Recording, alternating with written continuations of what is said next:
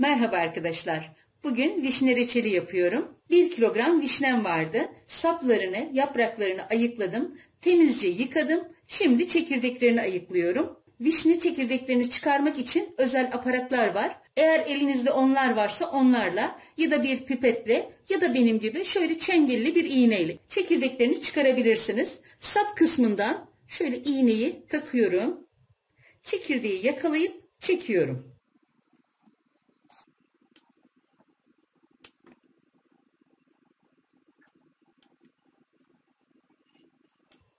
Vişne çekirdeklerini çıkarmadan da reçel yapabilirsiniz. Evde küçük çocuğunuz varsa vişnelerin çekirdeklerini çıkararak reçel yapmanız daha doğru olacaktır.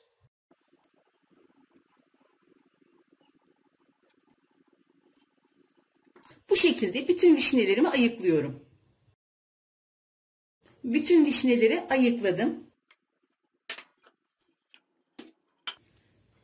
Vişnelerin bir kısmını tencerenin içine alıyorum.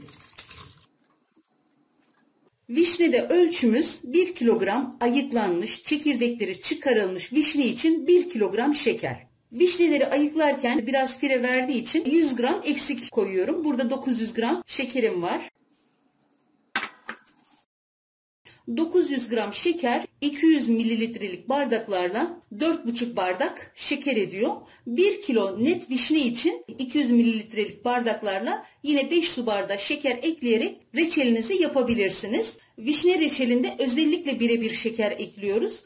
Bazı vişneler ekşi, bazıları tatlı. Ekşiliğinden ziyade vişne çok sulu bir meyve olduğu için çok kaynatmadan çabuk kıvam aldırmak için şekerini diğer reçelleri oranla bir miktar fazla ekliyoruz.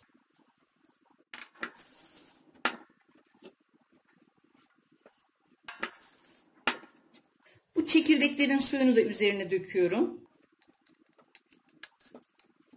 Vişnelerimi bekletmeden ocağa alıyorum. Aslında birkaç saat bekletip biraz suyunu verdikten sonra almak daha iyi olur. Vişneyi diğer bazı reçellerde olduğu gibi bir gece önceden şekerde bekletmeye hiç gerek yok. Eğer bekletmek isterseniz buzdolabında bekletmek gerekir. Çünkü vişnede çürüme ve kararma olayı çok fazla olduğu için reçelinizin rengi böyle koyu kahverengi bir hal alabilir.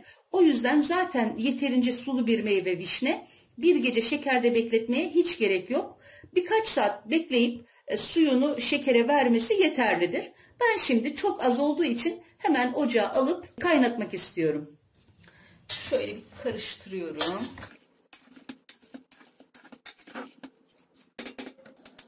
Ocağın orta gözünde, orta kısıkta şekerler iyice eriyinceye kadar ocakta tutuyorum. Çünkü harlı olunca şeker yanabilir. Reçelim kaynamaya başladı. Hemen bu aşamada içine şöyle çay kaşığının ucuyla bir parça tereyağı atıyorum. Bu hem köpürmesini engelleyecek hem de reçelin daha parlak olmasını sağlayacak. Kesinlikle içinde bir koku falan yapmıyor. Diğer reçellerimde de az az kullanıyordum. Şu şekilde ocağın ayarını bozmadan yine böyle orta kısıkta yarım saat boyunca pişiriyorum. Az olduğu için bu şekilde yapıyorum. Eğer reçeli çok miktarda yapıyorsanız o zaman altı geniş bir tencerede, orta gözde harlı ateşte pişirebilirsiniz. Arada karıştırarak bir yarım saat bu şekilde ocakta tutuyorum. Yarım saattir bu şekilde orta kısıkta kaynıyor. Şimdi bir miktar alıp kıvam testi yapacağım. Miktarı az olduğu için çabuk kıvama gelebilir. Daha tam kıvama gelmemiş. 5 dakika daha kaynatacağım. 5 dakika oldu. Şimdi ikinci kez tekrar reçelin kıvamına bakıyorum. Reçelin kıvamına bakarken içine de şöyle yaklaşık 1 yemek kaşığı kadar taze sıkılmış limon suyu ekliyorum. Limon suyunu ekledikten sonra yine bir 5 dakika daha kaynatıp ocaktan alıyorum. 1 yemek kaşığı limon suyu yerine 1 silme çay kaşığı limon tuzu da kullanabilirsiniz. Reçelin miktarı arttıkça içine ekleyeceğimiz limon suyu ve limon tuzu miktarı da artmaktadır. Vişneler 1 kilogramdan az olduğu için çok çabuk kıvama geldi. Tabii ki reçelin miktarı fazla olduğu zaman kıvama gelme süresi de biraz daha artacaktır. Reçelim kıvama geldi. Ocağı kapatıyorum ve hemen sıcak sıcak kavanozlara dolduruyorum. Kıvamı da gayet güzel olmuş. Şöyle çizdiğimizde yeri hemen çabuk kapanmıyorsa olmuş demektir. Gerçekten çok güzel bir kıvam oluştu. Hemen kavanozlara dolduruyorum. Önce bir miktar sunum tabağına alıyorum.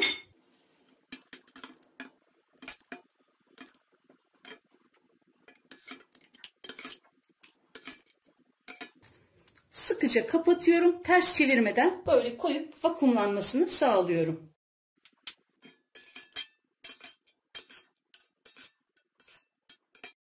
Ve hiç kullanılmamış, kaynatılmış, iyice kurulanmış 0,1 kapakla ağzını kapatıyorum. Şöyle 3 geri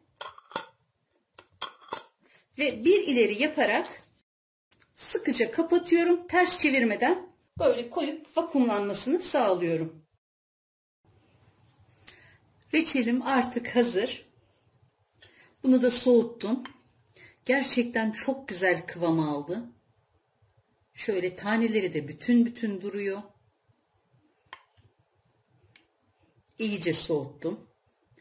Kıvamı, rengi gerçekten çok güzel oldu. Yapımı kolay reçellerden biri de vişne reçelidir. Sadece belli püf noktaları var. Onlara dikkat ettiğiniz zaman parlak, kırmızı, rengi kararmamış güzel bir reçel elde edebilirsiniz. Sadece kısa sürede kaynatıp kıvam aldırarak kararmamasını sağlamak gerekir. Tam mevsimi, herkes yapsın, herkes denesin isterim. Yapmak ve denemek isteyen herkese şimdiden kolay gelsin, afiyet, şifa olsun.